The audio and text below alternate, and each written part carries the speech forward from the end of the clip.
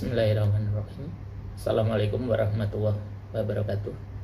Adik-adik siswa SMA kelas 10 MIPA dimanapun berada, kali ini saya akan menyampaikan materi tentang hukum-hukum dasar kimia, meliputi konsep dasar dan beberapa contoh soal serta pembahasannya.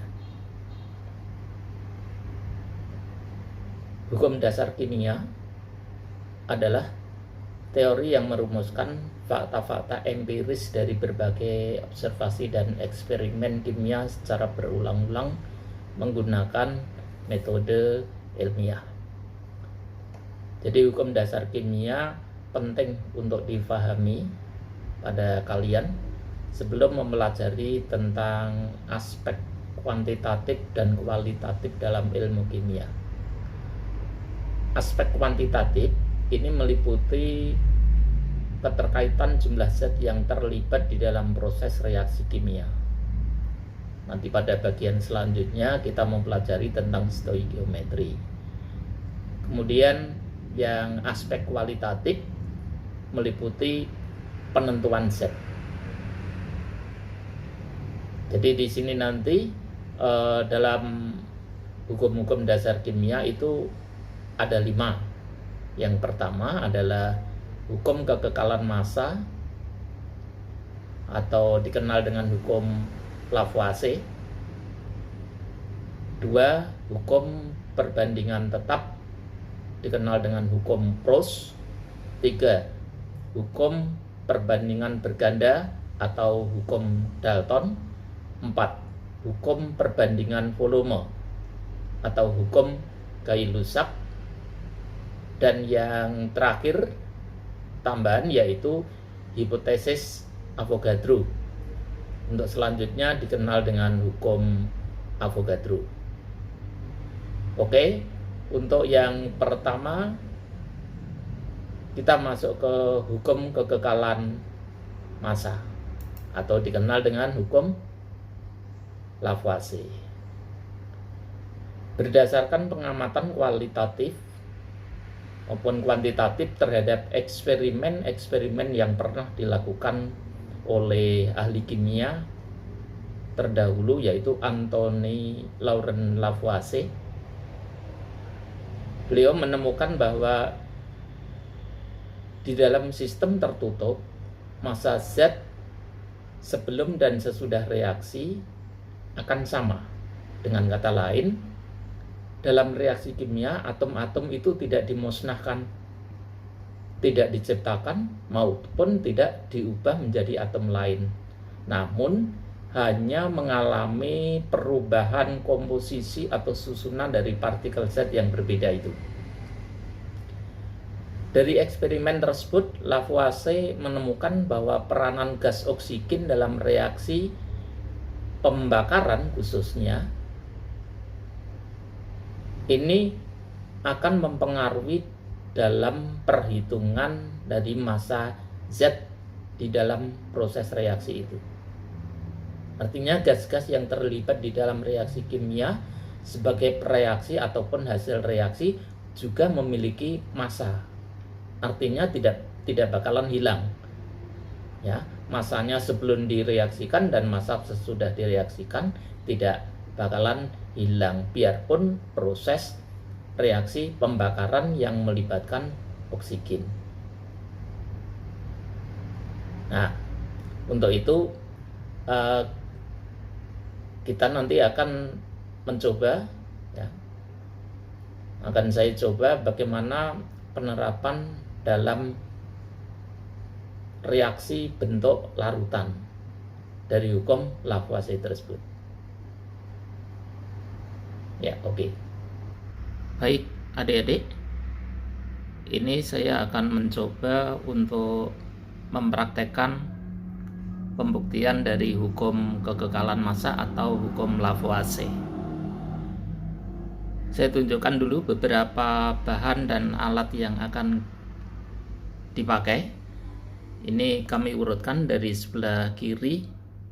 Ada larutan PbNO3 2 kali ya. Kami close up kan biar lebih jelas. Kemudian di sebelah kanannya ada larutan Ki. Berikutnya sebelah kanannya lagi ada 2 tabung reaksi. Ini nanti untuk menuangkan, mencampurkan dari kedua larutan yang direaksikan. Berikutnya sebelah kanannya ada gelas Erlenmeyer. Ya, seperti ini bentuknya, gelas Erlenmeyer dengan ukuran 250. Kemudian ada sumbat karet, ini untuk penutup di mulut gelas Erlenmeyer. Dan yang terakhir adalah neraca digital. Neraca digital ini nanti dipakai ketika menimbang dari 2 larutan yang belum dicampurkan, dan nanti setelah dicampurkan ditimbang kembali dengan media. Kedua tabung reaksi ini dimasukkan ke dalam tabung Erlenmeyer dan ditutup sumbat biar tidak terjadi perpindahan energi ataupun gas lain yang terlibat. Jadi kondisinya dalam kondisi tertutup.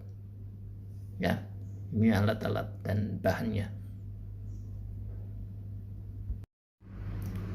Kita mulai ya mempraktekkan. Saya tuangkan larutan PbNO3 2 kali ini di dalam tabung reaksi.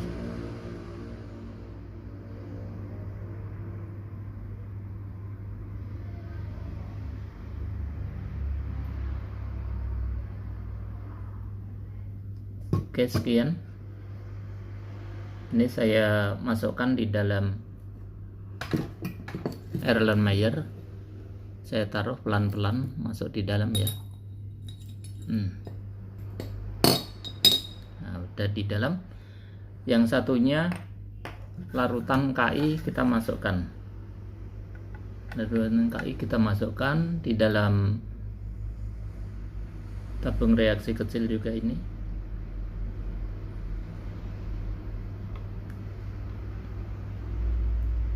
Sekian juga kita masukkan.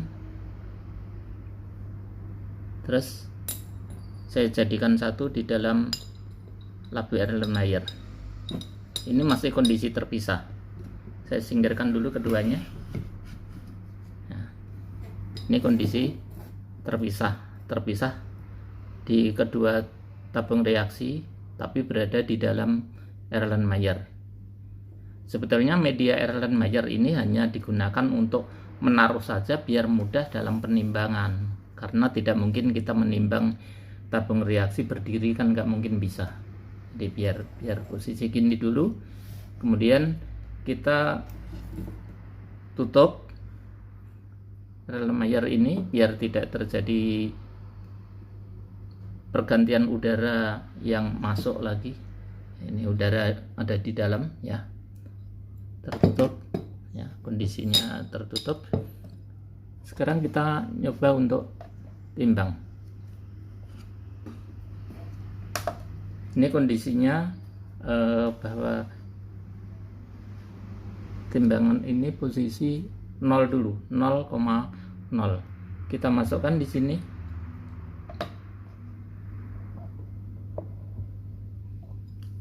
Kita taruh di atasnya, kita ukur 194,3. Kita tunggu. Nah, biasanya terjadi pergeseran 0,1, 194,2, 3,1. Ini karena kondisi udara ya. Mestinya penimbangan ini di dalam ruang yang kedap udara. Karena berada di luar, Pak Imam ini berada di meja kerja, maka faktor udara, hembusan udara dari luar atau kipas angin itu masuk, ikut mempengaruhi. Jadi antara 194, gitu ya, 194,3 atau 0,2. Oke, kita angkat, kemudian kita tuangkan keduanya, kita campur dengan cara dimiringkan biar keduanya bereaksi. Kita miringkan, nah terjadi reaksi kan, bercampur. Nah, sudah bercampur semuanya. Nah, dari kedua bahan yang wujudnya jernih semuanya, ini kalau kita lihat di tabung reaksi sudah nggak ada, ya, karena sudah bercampur tadi jadi warna kuning ini, dan juga sedikit ada endapannya. Nah, ini kita timbang lagi 194,1. Awalnya tadi 0,1.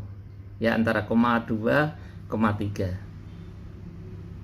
Nah, dengan perlakuan ini tadi, maka sudah bisa terbukti bahwa massa zat sebelum reaksi akan sama dengan massa zat sesudah reaksi. Jadi, percobaan ini adalah mengikuti hukum Lavoisier, terbukti, ya, karena setelah dicampurkan tidak ada zat yang keluar. Sama-sama 194,2, kita ambil rata-rata 194,2. Ya, adik-adik, kalau tadi saya sudah mempraktekkan atau membuktikan dari hukum kekekalan massa atau hukum Lavoisier dengan percobaan reaksi dari PbNO3 2 kali dengan Ki yang dihasilkan berdasarkan penimbangan sebelum reaksi dan sesudah reaksi adalah sama. Sekarang perhatikan kelanjutannya dari proses tersebut dengan diperhatikan pada papan tulis berikut.